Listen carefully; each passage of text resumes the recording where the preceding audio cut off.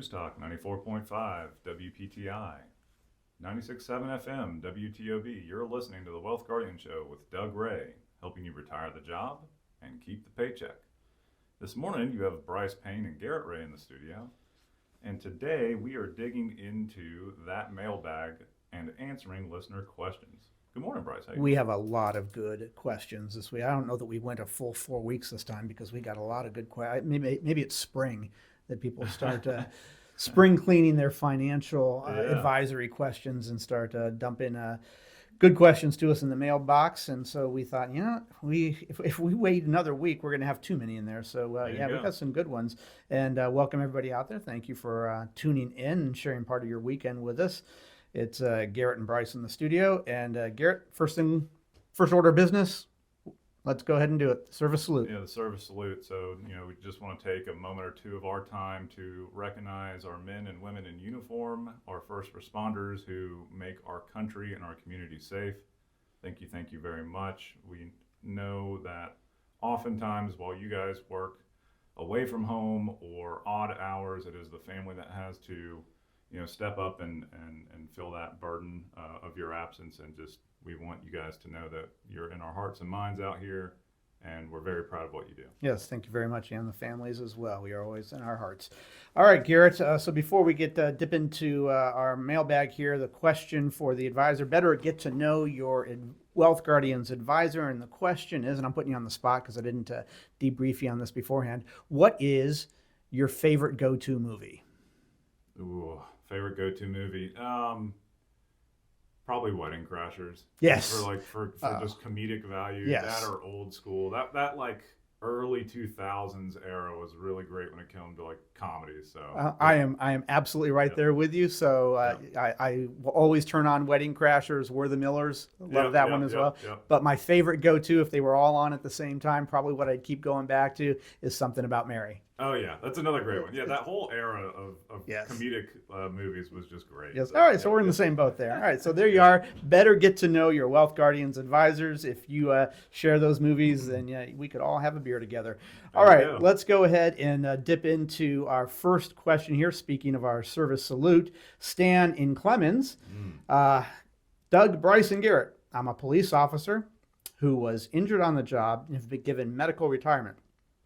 So I now receive a monthly retirement check. However, I'm only 53 and feel that I need to keep earning money in some capacity because I don't think I'm in a position to be truly retired at this age.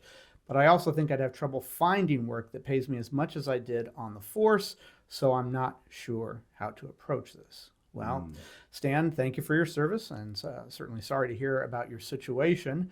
But you're in Clemens, and we're in Clemens. So how you ask us what would be your first step in approaching a situation like this? Well, I would say your first step would be to sit down with a nearby financial planner and help you organize all the needed data in your situation. And that is what we do at the Wealth Guardian. So we're speaking on firsthand knowledge of this.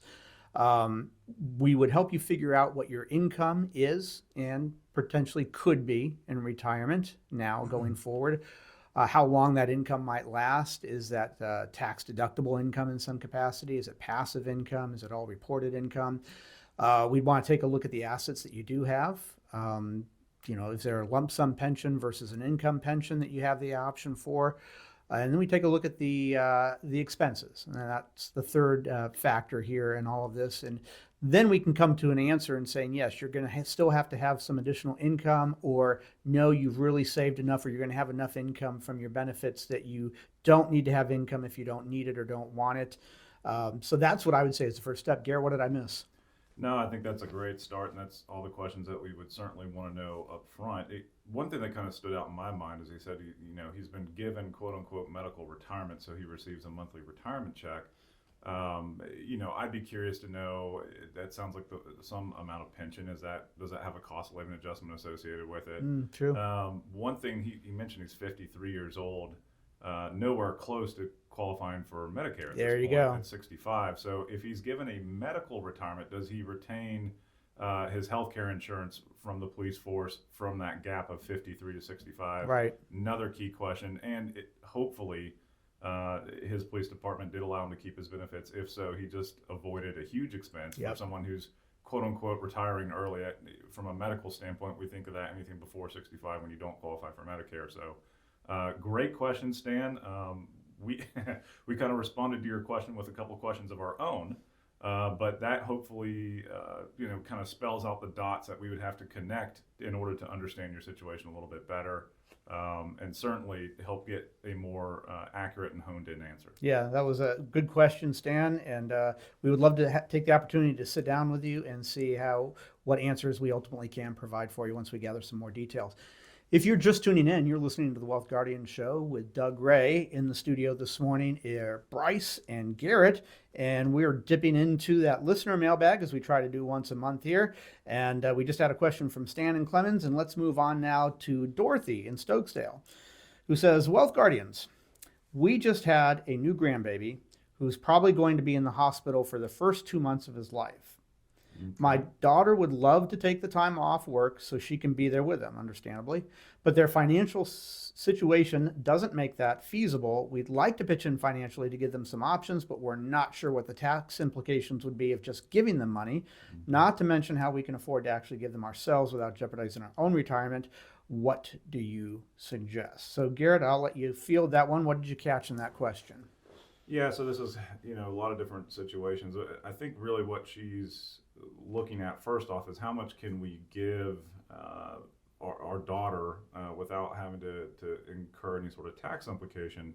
There's really two answers to that. The first one being in 2024, an individual can give up to $18,000 a year annualized, so without having to basically run into the gift tax. Now, of course, that's offset by your lifetime estate giving that you're allowed to give. Right.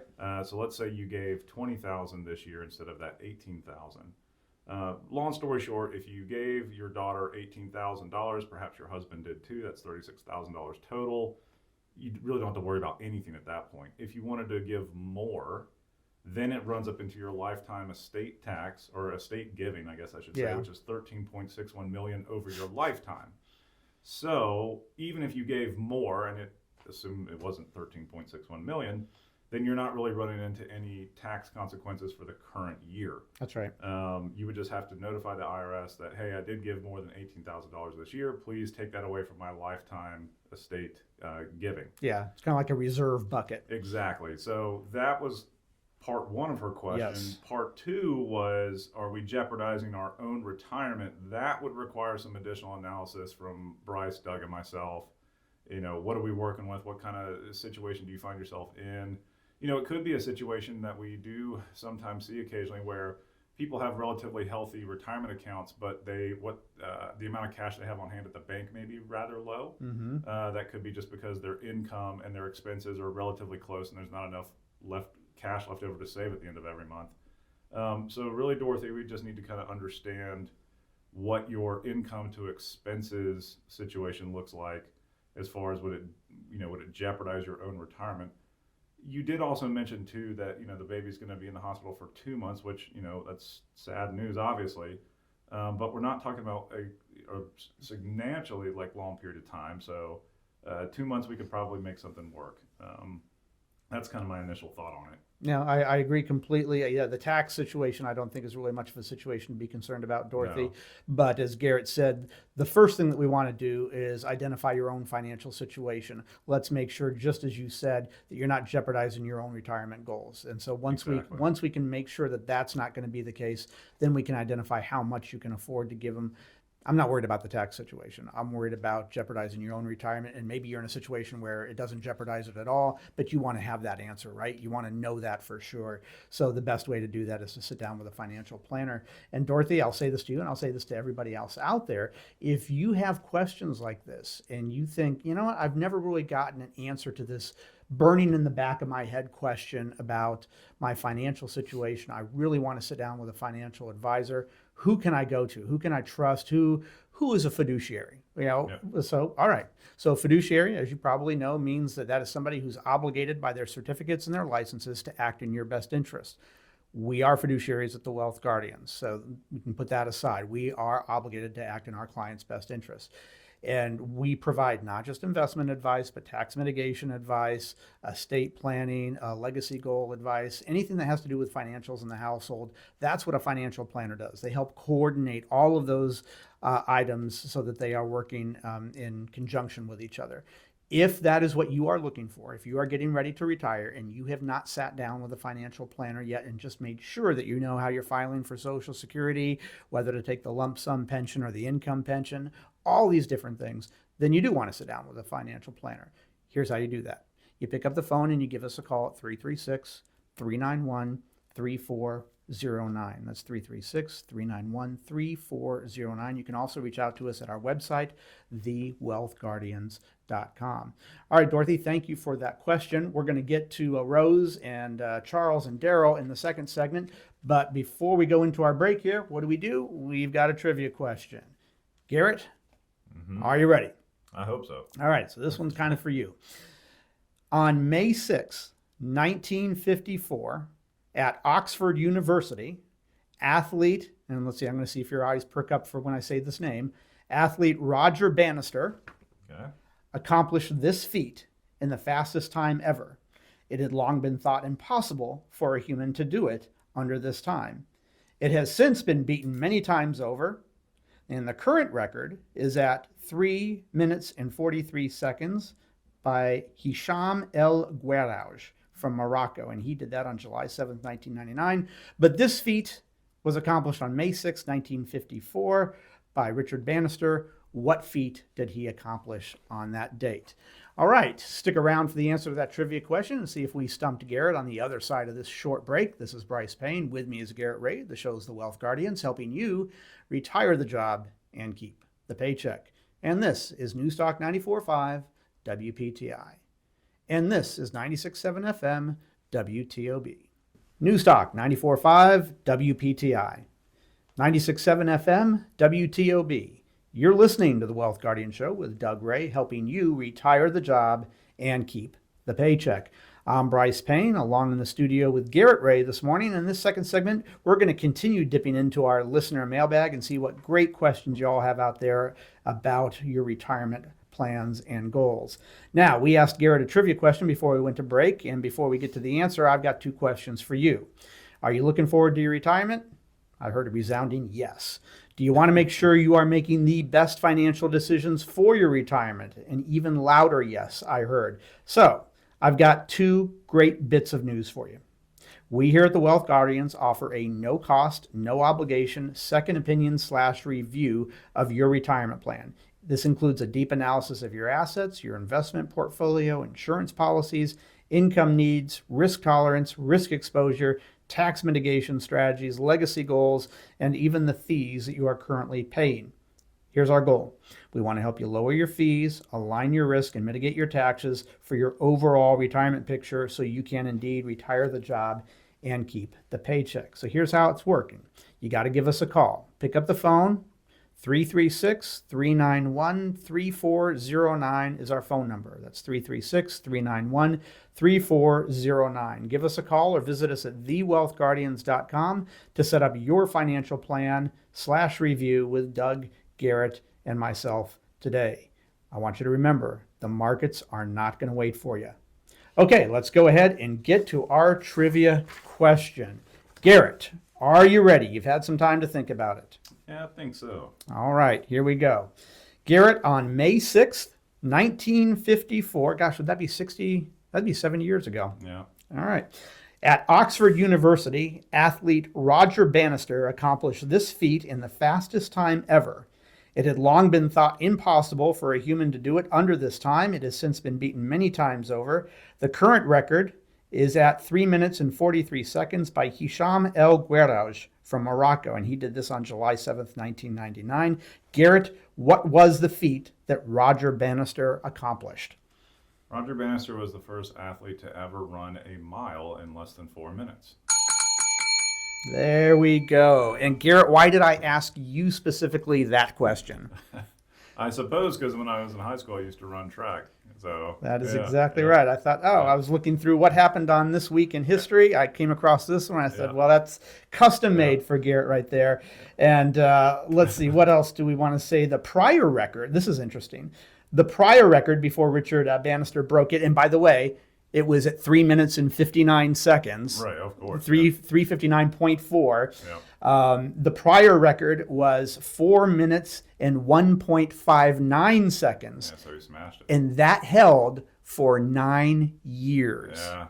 But here's the interesting thing. When they recorded the time and the announcer came on, and this was in a stadium, and the announcer came on, and the winner is Richard Bannister with a time of 3. As soon as he said the 3, the crowd erupted. In the recording, you cannot hear the rest of what he said in the rest of the recording, because that's all the crowd was waiting for, was to hear a 3. Oh, that's awesome. Yes, that's a very good story. Yeah. All right. Well, let's now move on to the rest of our listener questions, or some of the rest of our listener questions. We're probably not going to be able to get to them all this morning.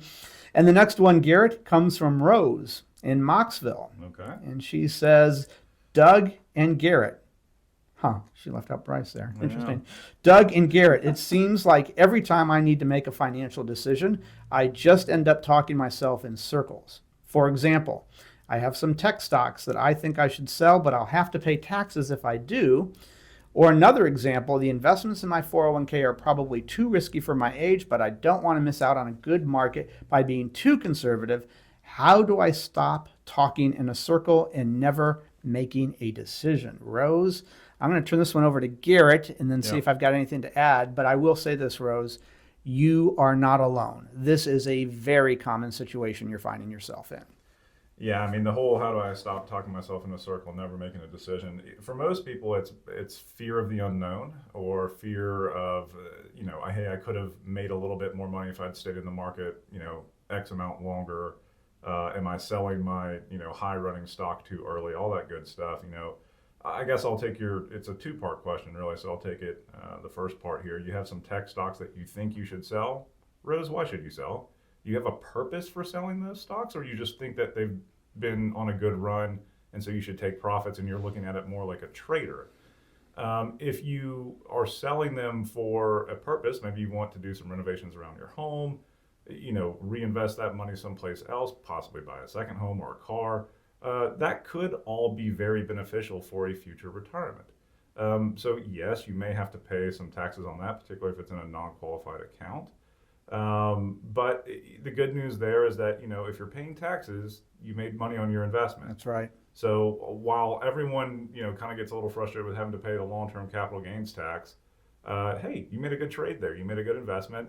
Nothing wrong with that. If you've got a purpose behind selling that investment, maybe you want to renovate your kitchen or your bathroom or something, or you want to buy a new car to get you ready for retirement, that can make sense and say, okay, that investment did the work it was supposed to do. It's making my overall picture better, which is why people generally invest. Right. So nothing wrong there.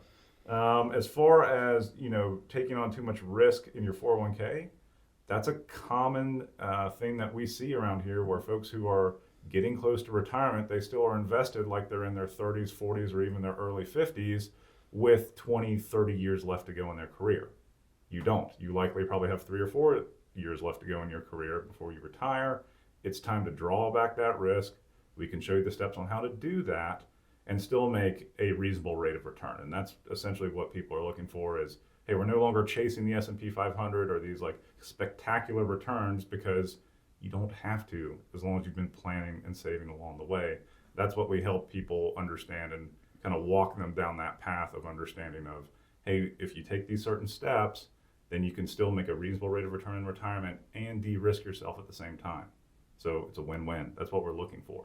Yeah, no, I agree completely, Garrett. That was all well said. Rose, somebody recently said to me, and I like the way that it was phrased, don't let the tax tail wag the investment dog.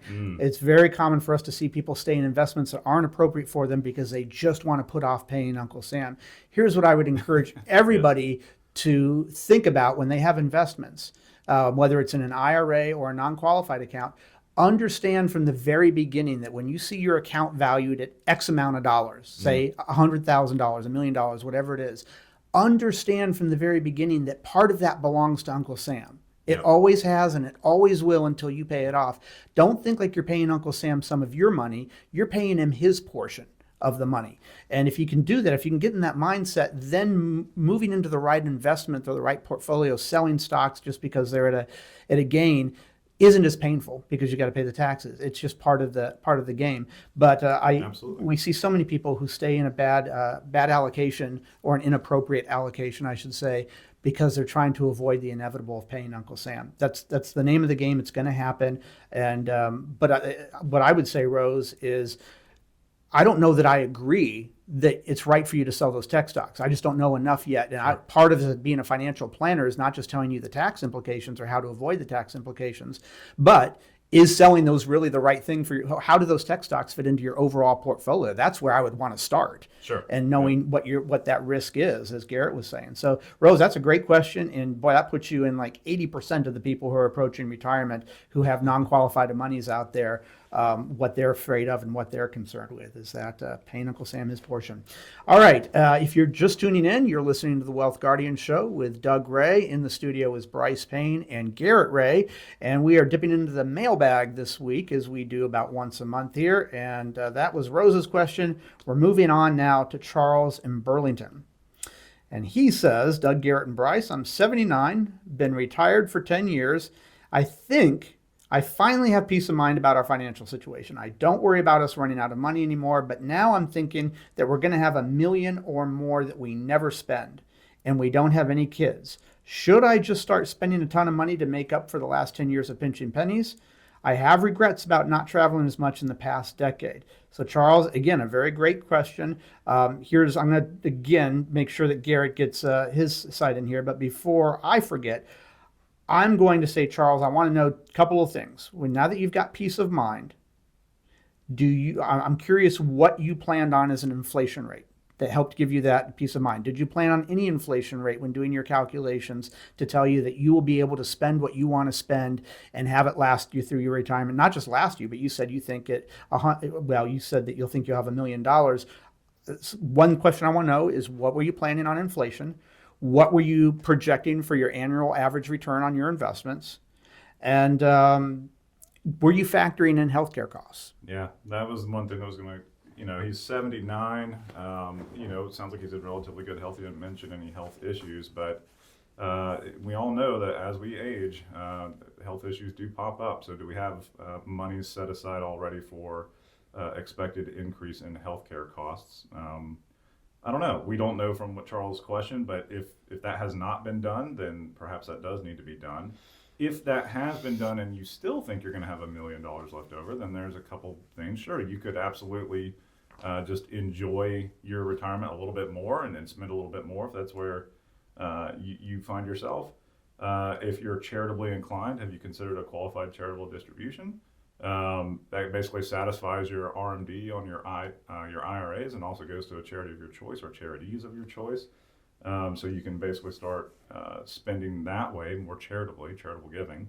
So there's a lot of different options here, Charles. I just think that, one, you're appropriate to be writing the question, but I think we just need to start, looking at your situation under a couple of different lenses, making sure that all the boxes have truly been checked off. Right. Yeah. Because when we see even engineers who come to us with their own financial plan already done, they've done all the calculations. Very rarely do we see somebody who is properly projected for all those nuances like inflation and healthcare costs and whatnot. They oftentimes leave one out, or the RMDs, the tax implications of those.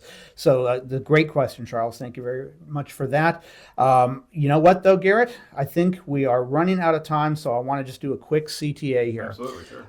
We're going to encourage anybody who is approaching retirement and who is not sat down with a financial planner to make sure that they do have all of those boxes checked, that they are making sure that they have thought about the different ways to file for Social Security, their different pension filing options, how much is Medicare going to cost them, what bracket of Medicare are they going to fall in, should they be doing IRA to Roth conversions, do they need to worry about creating a revocable trust, depending on what their legacy goals are. All of these things are what a holistic financial planner does. We here at the Wealth Guardians are fiduciaries. We are taking your best interests to heart. So here's our phone number, 336-391-3409. That's 336-391-3409. You can also reach out to us at our website. Our website is thewealthguardians.com. Now, we have a lot of good pages on our website, but one of them is our resources. We've got a calculator, a calculator page that has a dozen different calculators on it. So if you want to figure out about mortgages, or you want to figure out about how inflation impacts your future retirement, there's just so many calculators on there. If you want to go ahead and help yourself to try to figure out a little bit better about what your retirement looks like, go to our website, thewealthguardians.com. Garrett, that's going to, I think, wrap it up for us this week. Yeah, it was a good one, Brice. Thank you. All right. Now, unfortunately, that's all the time we've got. We do hope the rest of your weekend is everything you want it to be. This is Brice Payne, along with Garrett Ray. The show's The Wealth Guardians, helping you retire the job and keep the paycheck. I want you to remember, sound financial plans do not create themselves. This is News Talk 94.5 WPTI. This is 96.7 FM WTOB.